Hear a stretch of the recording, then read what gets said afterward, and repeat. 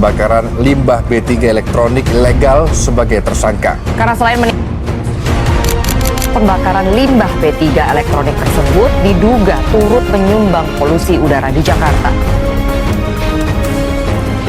Upaya mengurangi polusi Halo semuanya, sebelumnya kalian tahu gak sih limbah B3 itu apa? Jadi limbah B3 itu bahan berbahaya, beracun. Tapi kalian tahu gak sih maksudnya itu apa? Jadi limbah B3 itu bahan atau zat sisa dari suatu kegiatan yang mengandung zat kimia. Tapi bukan hanya itu, limbah B3 ini mengandung zat berbahaya yang dapat mencemari lingkungan.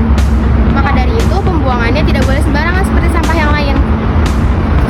Tapi kalian tahu gak sih limbah B3 itu asal dari mana aja ya? Rumah sakit, industri, dan yang paling sering kita temuin, laboratorium. Selain itu, limbah B3 juga mempunyai berbagai bentuk loh teman-teman. Ada yang bentuknya padat, cair, dan juga gas. Apa aja tuh contohnya? Nah, contohnya itu ada baterai bekas, oli bekas, bahan kimia seperti HCl, NaCl, dan juga H2SO4. Dan yang terakhir, gas produksi industri. Selain bentuk yang berbeda-beda, limbah B3 juga mempunyai beberapa sifat, sama mudah dibakar, korosif, reaktif, dan juga beracun. Kalian bisa kebayang nggak sih kalau bahan-bahan tersebut masuk ke alam dan mencemari lingkungan? Pasti dampaknya akan berpengaruh ke ekosistem alam dan manusia. Teman-teman tahu nggak sih kenapa limbah B3 itu sangat berbahaya? Karena limbah B3 mengandung bahan kimia yang dapat menimbulkan dampak negatif baik secara langsung maupun tidak langsung.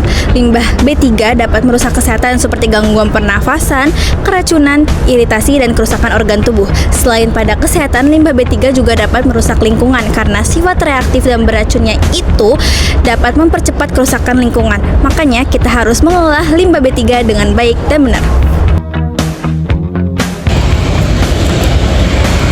Dampak limbah B3 terhadap lingkungan sangat signifikan apabila dibuang secara sembarangan. Limbah ini dapat mencemari tanah sehingga menurunkan kualitas dan daya dukung lingkungan, mencemari air permukaan dan air tanah yang digunakan masyarakat, serta mencemari udara di sekitarnya. Akibatnya, keseimbangan ekosistem terganggu, makhluk hidup dapat terancam, dan resiko kesehatan bagi masyarakat di sekitar lokasi pencemaran menjadi semakin tinggi.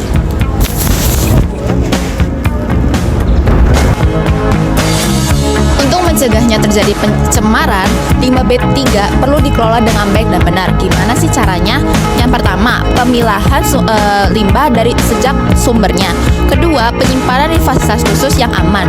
Ketiga, pengangkutan dilakukan oleh pihak yang memiliki izin resmi. Keempat, pengelolaan limbah tersebut menggunakan teknologi yang mampu menghilangkan atau mengurangi sifat berbahaya dari limbah tersebut sebelum dibuang ke lingkungannya. Jadi, jika kalian menemukan oknum yang membuang limbah B3 secara sembarangan, langkah awal yang dapat kalian lakukan itu menjauh dan tidak berkontak langsung dengan limbah tersebut. Lalu, kalian juga dapat melapor kepada instalasi yang berwenang.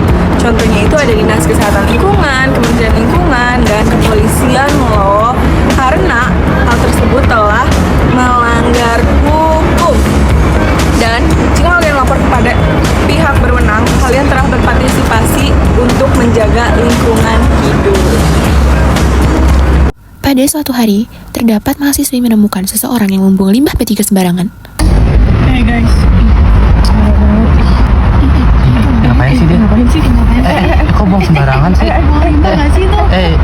Mahasiswa itu merekam kejadian tersebut. Namun, karena ketahuan pelaku, mahasiswa memilih untuk kabur dan menelpon polisi untuk menangkap pelaku. Guys, kita habis dikejar-kejar sama orang yang suka buang limbah sembarangan. Sekarang kita mau ngelaporin dia ke polisi. Laporin. Bapak, ini ada yang suka buang limbah B3 sembarangan. Gimana ya, Pak? Oke, langsung kesini aja ya, Pak. Ditunggu. Polisi pun tiba dan segera melakukan penangkapan dan pengejaran terhadap pelaku.